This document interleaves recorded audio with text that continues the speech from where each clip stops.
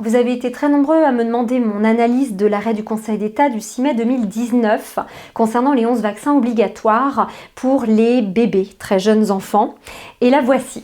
Avant toute chose, il est important que je précise le cadre pour vous permettre de vraiment comprendre certaines choses dans le cadre de cette analyse de l'arrêt. Déjà en France, vous le savez peut-être, il y a une spécificité qu'il existe un ordre dit administratif, un ordre de juridiction administrative. Donc ce sont les tribunaux administratifs, les cours administratives d'appel et le Conseil d'État tout au-dessus, qui coexistent à l'ordre, ce qu'on appelle judiciaire, les tribunaux de grande instance, enfin tribunaux judiciaires actuellement, cours d'appel et cours de cassation.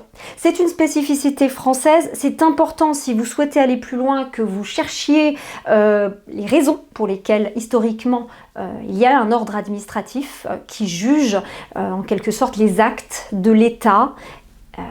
Et évidemment, il y a quelque chose d'assez important aussi, c'est la carrière des magistrats de l'ordre administratif.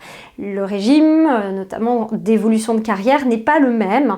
Les magistrats ne sont pas issus du même parcours, notamment, que les magistrats de l'ordre judiciaire. Donc c'est très important, vous me voyez venir, pour analyser un petit peu cela du point de vue de l'indépendance des magistrats, puisque schématiquement, on a tendance à dire que les magistrats de l'ordre judiciaire sont plus indépendants que les magistrats de l'ordre administratif.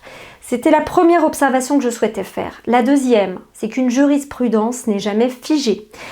On le voit actuellement, les réformes, enfin toute la révolution juridique que nous vivons depuis plus d'1 an et demi de façon assez violente, de mon point de vue, ne date pas d'hier. Il y a eu des évolutions, on n'en est pas arrivé là du jour au lendemain, et cet arrêt qui date de mai 2019 en est une première illustration.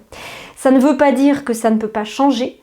Ça ne veut pas dire que la décision n'a pas été rendue dans un contexte spécifique, sur des bases spécifiques. Vous verrez à travers cette analyse les différences et les similitudes avec évidemment la question qu'on peut se poser du caractère obligatoire pour tous un jour du vaccin contre le Covid ou pas.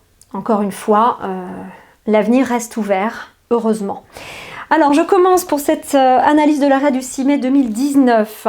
Le Conseil d'État avait été saisi par la Ligue nationale pour les libertés des vaccinations et l'objet était d'annuler un décret d'application qui fait ses suites à une loi. Quel était l'objet de cette loi? C'était de porter de 3 à 11 le nombre des vaccins obligatoires.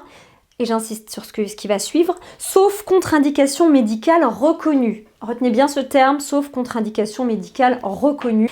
Alors d'abord, ce qui a été évoqué devant le Conseil d'État pour tenter d'obtenir la censure de ce décret et d'éviter cette vaccination obligatoire pour les enfants, c'est l'article 8 de la Convention européenne de sauvegarde des droits de l'homme et des libertés fondamentales, qui fait partie de ce qu'on appelle le bloc de constitutionnalité, donc qui a valeur constitutionnelle. Je vous le cite, cet article: « Toute personne a droit au respect de sa vie privée familiale, de son domicile et de sa correspondance. Il ne peut y avoir ingérence d'une autorité publique dans l'exercice de ce droit que pour autant que cette ingérence est prévue par la loi et qu'elle constitue une mesure qui, dans une société démocratique, est nécessaire à la sécurité nationale, à la sûreté publique, au bien-être économique du pays, à la défense de l'ordre et à la prévention des infractions pénales, à la protection de la santé ou de la morale ou à la protection des droits et libertés d'autrui. Le droit à l'intégrité physique, c'est très important, fait partie du droit au respect de la vie privée, au sens de ces stipulations, telles que c'est interprété par la Cour européenne des droits de l'homme, la CEDH.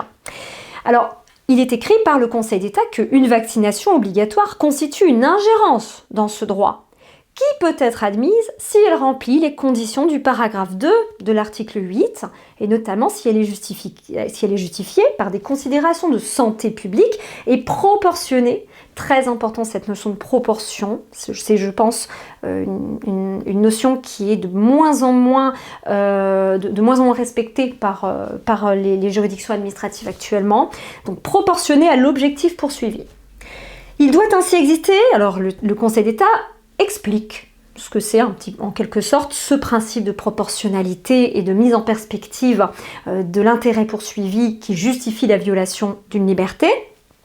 Il doit ainsi exister un rapport suffisamment favorable entre, d'une part, la contrainte et le risque présenté par la vaccination pour chaque personne vaccinée, et d'autre part, le bénéfice qui en est attendu, tant pour cet individu que pour la collectivité dans son entier. C'est important, y compris ceux de ses membres qui ne peuvent être vaccinés en raison d'une contre-indication médicale, compte tenu à la fois de la gravité de la maladie et de son caractère plus ou moins contagieux, de l'efficacité du vaccin et des risques ou effets indésirables qu'il peut présenter. C'est des longues phrases. En gros, vous avez compris probablement ce que ça veut dire. On est en train de nous dire qu'il y a pas mal d'intérêts en balance qu'il va falloir peser. La question est de savoir si le Conseil d'État, dans sa décision, va vraiment peser ses intérêts comme on peut s'y attendre. Alors, il ressort des pièces du dossier que... Alors là, c'est intéressant, le Conseil d'État va prendre maladie par maladie. Alors la diphtérie, la poliomyélite et le tétanos. Donc le Conseil d'État relève qu'il s'agit d'infections graves pouvant mettre en jeu le pronostic vital. Donc les deux premières sont très contagieuses et si elles sont devenues des maladies rares, la deuxième étant même en voie d'éradication au niveau mondial, grâce au respect de l'obligation vaccinale, le maintien d'une couverture vaccinale élevée reste nécessaire eu égard à la poursuite de la circulation de la bactérie ou du virus qui en sont la cause dans certaines régions du monde. Alors, je reviens là-dessus. Il ne vous aura pas échappé cette phrase du Conseil d'État qui dit « La deuxième est en voie d'éradication au niveau mondial grâce au respect de l'obligation vaccinale ». Alors là, tout de même, je ne sais pas si le Conseil d'État a véritablement vérifié ce qui se passe au niveau mondial, mais je ne crois pas que tous les pays du monde, sans exception, obligent cette vaccination. Toujours est-il que c'est, à mon avis, un postulat où doit-on y voir une sorte d'anthropocentrisme, parce qu'en France c'était obligatoire, donc voilà, on se félicite que cette obligation vaccinale, qui est certes fréquente dans beaucoup de pays du monde, mais pas dans tous, aurait effectivement permis une éradication au niveau mondial. Bon, admettons, là à mon avis c'est un postulat scientifique qui n'est pas forcément justifié, mais bon, admettons. Mais vous voyez, ce souci de ce que le Conseil d'État appelle une couverture vaccinale élevée, qui doit être la couverture vaccinale eu égard à la poursuite de la circulation de la bactérie ou du virus. Alors la troisième, donc le tétanos, si elle n'a pas de caractère contagieux, revêt toutefois le caractère d'une maladie infectieuse aiguë, qui se contracte facilement, le terme facilement à mon avis est un peu vague, mais enfin bon, facilement, dont le traitement doit intervenir en urgence, c'est vrai, et qui ne peut être éradiqué eu égard au réservoir tellurique de la bactérie qui en est la cause. Oui, le tétanos ne peut pas être éradiqué puisqu'il est présent notamment dans la terre, voilà, donc c'est effectivement délicat. Le tétanos sera toujours présent, donc c'est l'idée de dire bon on va tous, même en France, être exposés à cette maladie qui est extrêmement grave, effectivement, qui met effectivement en jeu le pronostic vital. Ok. Alors, le deuxième bloc de maladies examinées, c'est ensuite rougeole, oreillon et rubéole. Alors, le Conseil d'État relève qu'il s'agit d'infections virales contagieuses ou très contagieuses, généralement bénignes, mais qui, pour les deux premières, sont susceptibles de complications graves. Qu'il s'agisse de complications neurologiques ou de méningite virale pouvant entraîner la mort, et pour la troisième, créer pour la femme enceinte un risque élevé de décès ou de malformation congénitale grave du fœtus.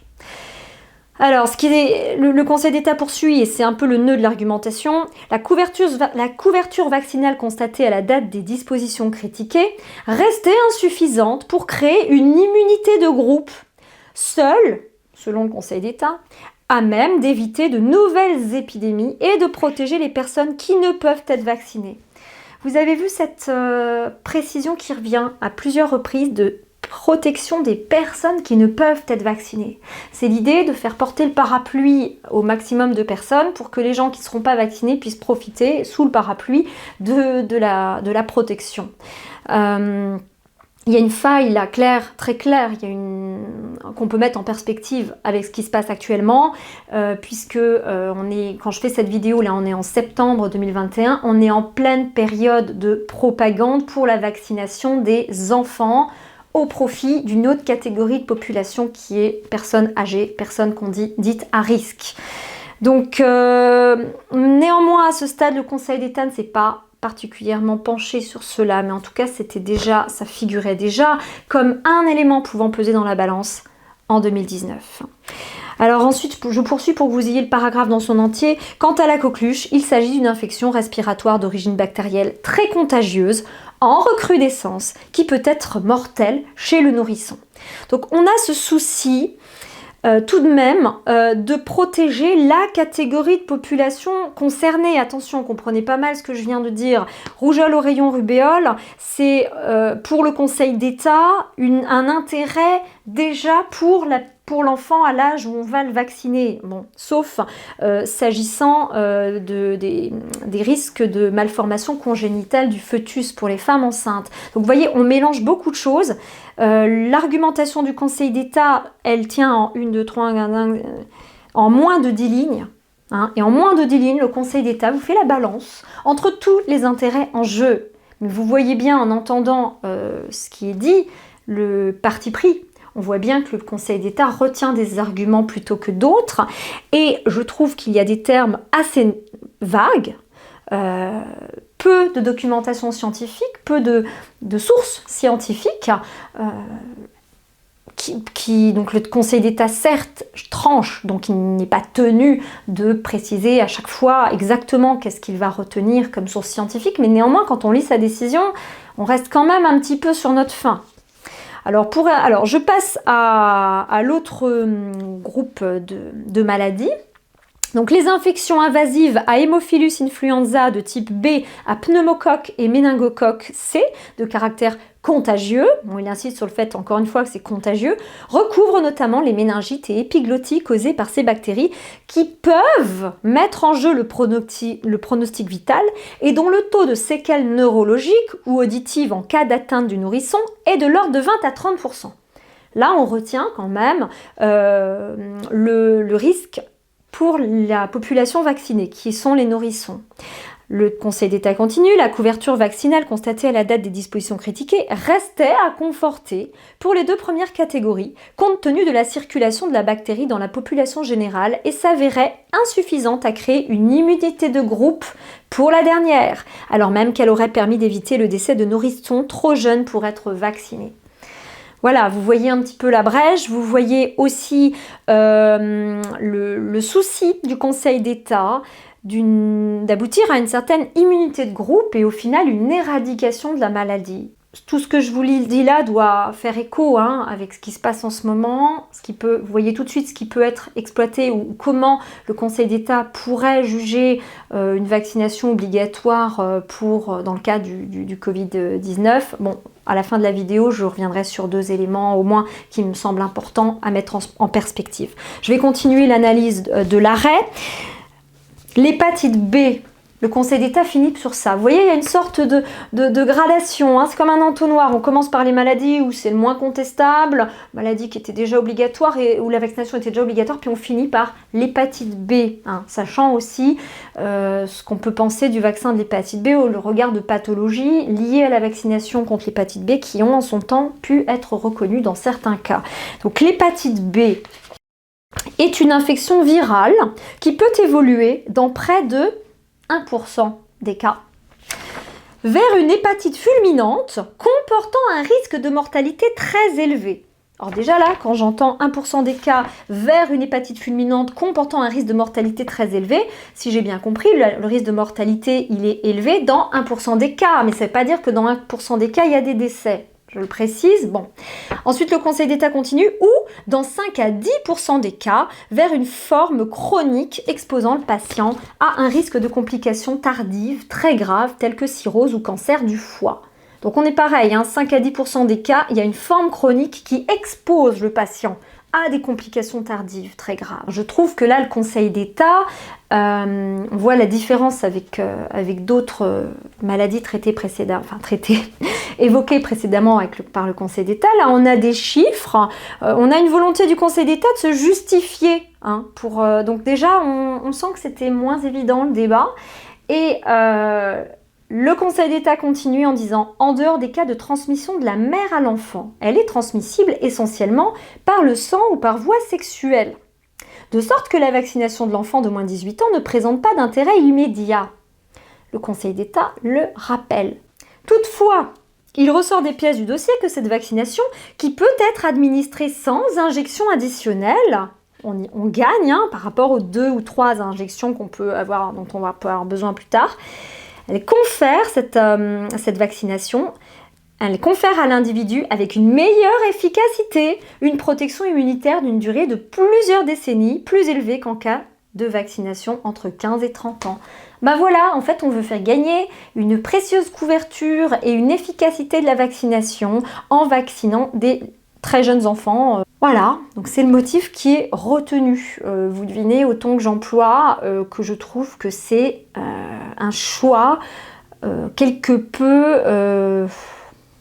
allez, je vais dire les choses avec douceur, quelque peu orienté, pour ne pas dire tout de même péremptoire, de mettre en balance l'intérêt de cette vaccination pour un nourrisson qui a priori n'en a pas besoin, hormis des cas très rares de transmission de la mère à l'enfant. Il n'en aura pas besoin durant sa vie d'enfant et ou jeune adolescent en tout cas, mais on ne va néanmoins pas attendre on ne va pas laisser la possibilité à l'enfant de choisir ou à l'adolescent de choisir, ou lorsqu'il sera adulte, s'il estime avoir un style de vie ou voyager ou nécessiter d'avoir cette injection, eh bien non, il sera vacciné. C'est un bénéfice pour lui parce que c'est plus efficace quand on est bébé.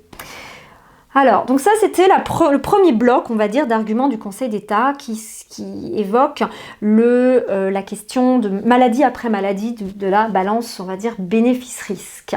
En deuxième lieu, dit le Conseil d'État, il ressort des pièces du dossier que les 11 vaccins obligatoires présentent un niveau d'efficacité compris entre 85 et 90% pour la coqueluche et supérieur à 90% pour toutes les autres pathologies visées.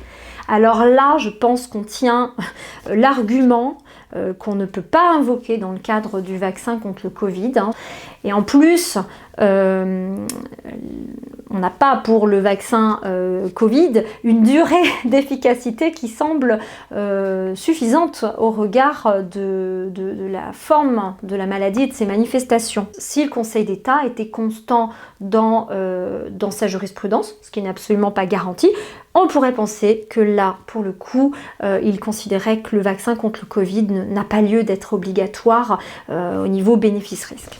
Alors, le Conseil d'État continue. En troisième lieu, la juxtaposition dans le calendrier vaccinal de vaccins obligatoires et de vaccins recommandés avant l'adoption de la loi du 30 décembre 2017, donc cette juxtaposition entre vaccins obligatoires et recommandés, conduisait à ce que ces derniers soient perçus à tort comme moins importants par la population, alors qu'ils participent, eu égard à leur utilité et efficacité, à la même exigence de protection de la santé publique.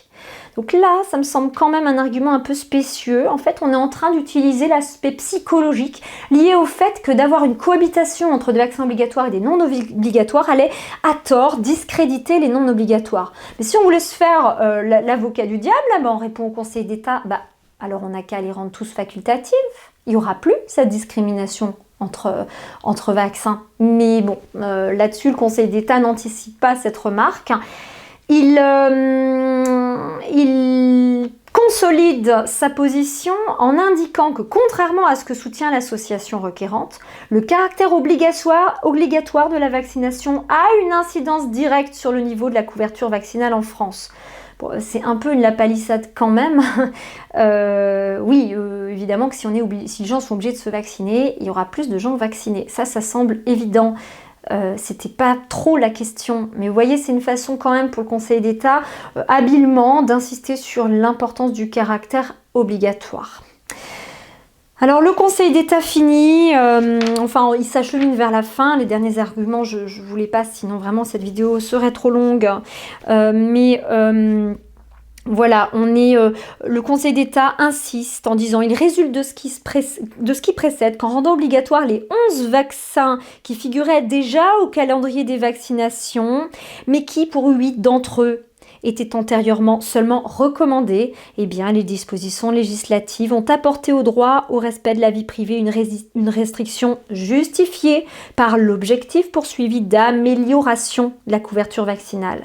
Donc l'objectif, c'est améliorer la couverture vaccinale et cela, du point de vue du Conseil d'État, suffit pour restreindre la liberté fondamentale qui est atteinte par cette obligation. Voilà, et le Conseil d'État insiste sur le fait qu'en particulier, il convient d'atteindre le seuil nécessaire à une immunité de groupe au bénéfice de l'ensemble de la population et proportionné à ce but. Alors le caractère proportionné, encore une fois, je trouve que c'est un peu court la motivation du Conseil d'État pour qu'elle soit prouvée. C'est l'avis du Conseil d'État, bien sûr, le juge y tranche, d'accord, mais tout de même, c'est ce souhait de l'immunité de groupe. Qu'est-ce qu'on veut finalement? Est-ce qu'on veut le risque zéro? Vous voyez quand je dis que l'évolution ne date pas d'hier, il y a quand même toute une évolution sociologique dans nos sociétés occidentales sur cette notion de risque zéro pour tout le monde. Et pour cela, on est prêt à faire des vaccinations de masse qui, pour le cas des 11 vaccins obligatoires, sont des vaccins anciens, éprouvés, qui ne sont pas en stade expérimental. Vous m'avez vu venir depuis le début, c'est la grande différence avec c'est là que vraiment il y a une différence, c'est la raison, on le sait tous, pour laquelle le vaccin n'est pas obligatoire pour toutes les catégories de la population en France, le vaccin contre le Covid, parce que c'est inconcevable qu'un vaccin en phase expérimentale ne fasse pas l'objet du consentement de la personne qui joue le rôle de cobaye ou testeur. On utilise quoi comme terme pour un produit qui est expérimental? C'est les termes à utiliser, testeur, allez, on va dire. Voilà, pour être testeur, il faut être consentant. Voilà, très résumé, le plus court possible et le plus clair possible, mais chacun pourra à chaque fois voir comment résonne chaque disposition au vu de ce qu'on vit actuellement. Très résumé donc cet arrêt du Conseil d'État pour que vous puissiez chacun avoir des pistes. Donc j'évoquais une différence majeure qui est liée au caractère expérimental du vaccin Covid-19. Il y a autre chose sur lequel je souhaite revenir qui est important, c'est quand le Conseil d'État évoque la notion d'exception à la vaccination obligatoire qui est la contre-indication médicale reconnue. Ça pourrait faire l'objet d'une autre vidéo, ça fera peut-être l'objet d'ailleurs d'une autre vidéo tant ça me semble important.